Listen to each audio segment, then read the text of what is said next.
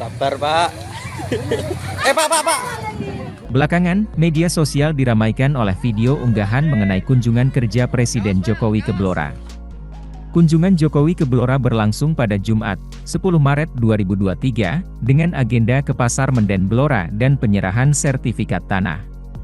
Dalam unggahan video dari akun Twitter Ankiem memperlihatkan cuplikan, tampak rombongan Jokowi disambut dengan jalanan yang becek, licin, dan rusak.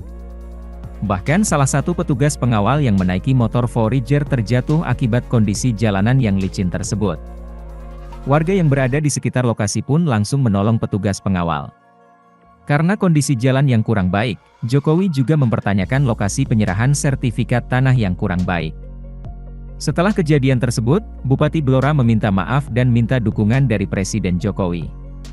Hal itu dilakukan menyusul pembangunan infrastruktur jalan di Kabupaten Blora belum semuanya tuntas. Baik jalan nasional, jalan provinsi, maupun jalan kabupaten, hingga jalan desa. Saat Presiden Joko Widodo berada di Blora, Jumat, 10 Maret 2023, Bupati Arif Rohman sempat menyampaikan langsung usulan dukungan anggaran pembangunan infrastruktur jalan di Kabupaten Blora.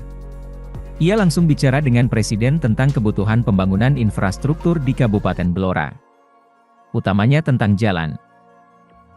Beberapa pembangunan jalan yang diusulkan ke Presiden, diantaranya beberapa ruas strategis jalan kabupaten penghubung antar kecamatan dan kabupaten. Serta beberapa ruas jalan provinsi yang kondisinya rusak.